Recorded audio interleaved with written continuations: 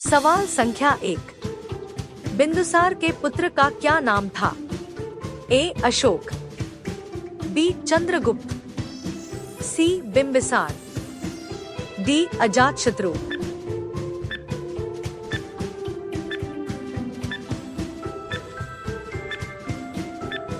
सही उत्तर अशोक। सवाल संख्या 2। वह शासक कौन था जिसने राज सिंहासन पर बैठने के लिए अपने बड़े भाई सुसीम की हत्या की थी? ए. अशोक, बी. अजातशत्रु, सी. कनिष्क, डी. सिमक।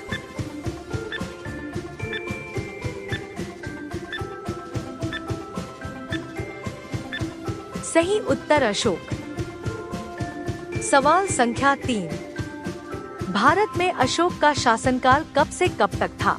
ए. 273 से 232 ईपू, बी. 283 से 232, सी. 273 से 222 ईपू, डी. उपरोक्त में से कोई नहीं।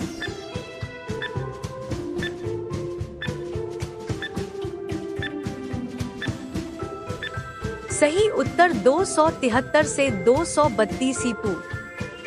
सवाल संख्या 4। निम्नलिखित में से किस शासक ने अपनी प्रजा और अधिकारियों को अपने संदेश पत्थर की सतहों पर खुदवाए थे?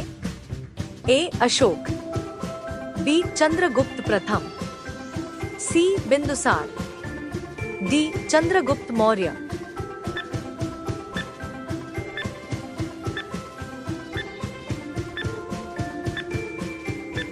सही उत्तर अशोक। सवाल संख्या 5। निम्नलिखित में से कौन सा कथन सत्य नहीं है? ए. अशोक के राज्यारोहण में विलंब हुआ, बी. 5वें शिलालेख से महामात्रों की जानकारी, सी. अशोक तक्षशिला और उज्जैन का वायसराय था, डी. अशोक बिंदुसार का छोटा भाई था।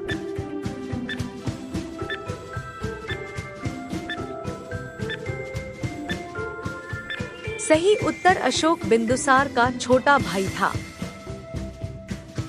सवाल संख्या 6। अशोक ने अपने क्षेत्र में सामाजिक समस्याओं को हल करने के लिए किसे नियुक्त किया था? ए. समाहर्ता, बी. न्यायाधीश, सी. अमात्य, डी. धम्म महामात्र।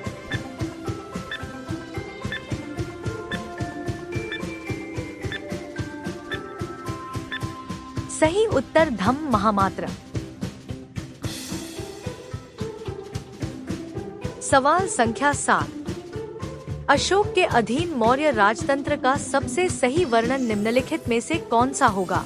ए. प्रबुद्ध स्वेच्छाचारी शासन, बी. केंद्रीकृत एकाधिपत्य, सी. प्राय स्वेच्छाचारी शासन, डी. निर्देशित लोकतंत्र।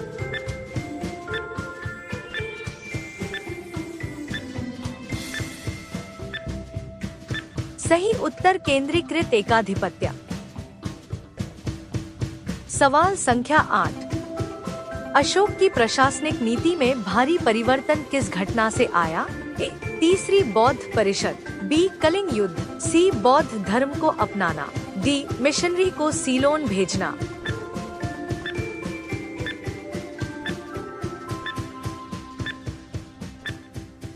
सही उत्तर कलिंग युद्ध। सवाल संख्या 9। कलिंग युद्ध किस वर्ष में हुआ था? ए. 261 ईपू, बी. 263 ईपू, सी. 232 ईपू, डी. 240 ईपू।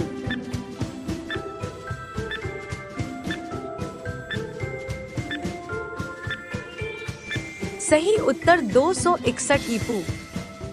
सवाल संख्या 10। अशोक के अभिलेखों के अनुसार अशोक ने राजा बनने के कितने वर्ष बाद कलिंग पर युद्ध किया था? ए. 5 वर्ष, बी. 8 वर्ष, सी. 6 वर्ष, डी. 7 वर्ष।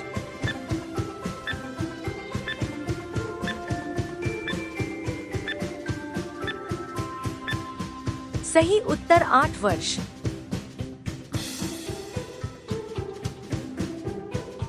सवाल संख्या 11।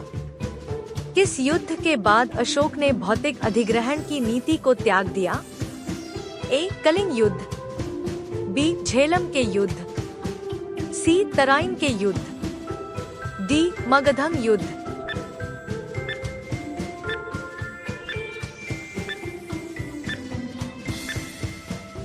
सही उत्तर कलिंग युद्ध। सवाल संख्या 12, निम्नलिखित में से किस मौर्य शासक ने कलिंग के युद्ध के बाद युद्ध करना छोड़ दिया था? ए चंद्रगुप्त मौर्य, बी अशोक, सी महिंदा, डी बिंदुसार।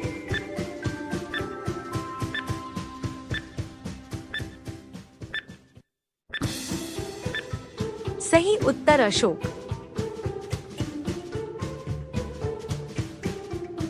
सवाल संख्या 13, किस शिला राज्यादेश में अशोक ने कलिंग युद्ध के हताहतों का उल्लेख किया है और युद्ध त्याग की घोषणा की है?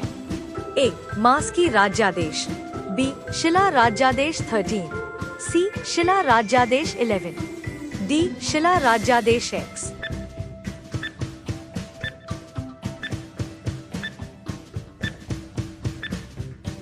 सही उत्तर शिला राज्यादेश 13। सवाल संख्या 14, सम्राट अशोक ने निम्नलिखित में से किस युद्ध के बाद बौद्ध धर्म ग्रहण किया? ए कलिंग युद्ध, बी बक्सर की लड़ाई, सी हल्दी घाटी की लड़ाई, डी तराइन की लड़ाई।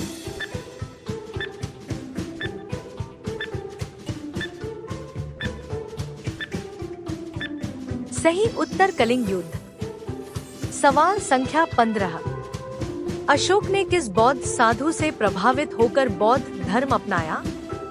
ए विष्णुगुप्त, बी उपगुप्त, सी ब्रह्मगुप्त, डी बृहद्रथ।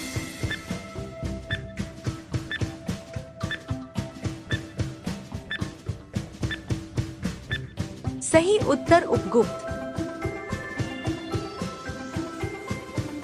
सवाल संख्या 16, निम्नलिखित में से कौन पहला मौर्य शासक था जिसने शिलालेखों के माध्यम से लोगों तक अपना संदेश फैलाने का प्रयास किया था? ए चंद्रगुप्त, बी बृहद्रथ, सी अशोक, डी बिंदुसार।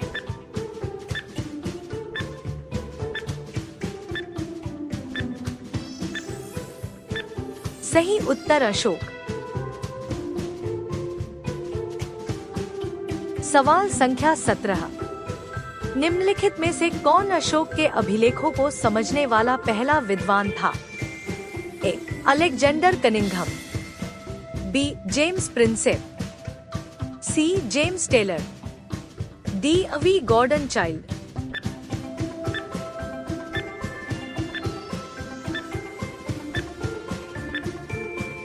सही उत्तर जेम्स प्रिंसेप। सवाल संख्या 18, अपने शिलालेखों में अशोक सामान्यतः किस नाम से जाने जाते हैं? ए चक्रवर्ती, बी प्रियदर्शी, सी धर्मदेव, डी धर्मकीर्ति।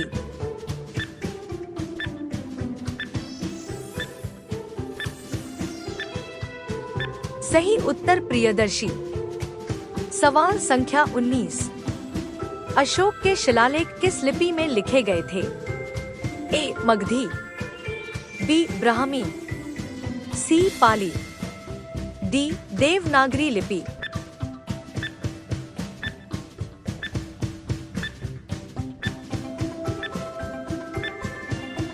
सही उत्तर ब्राह्मी।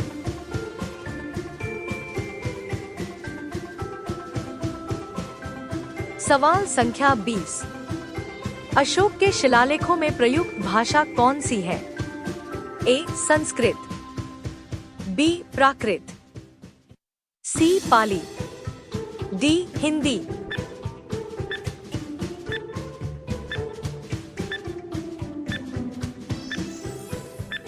सही उत्तर प्राकृत।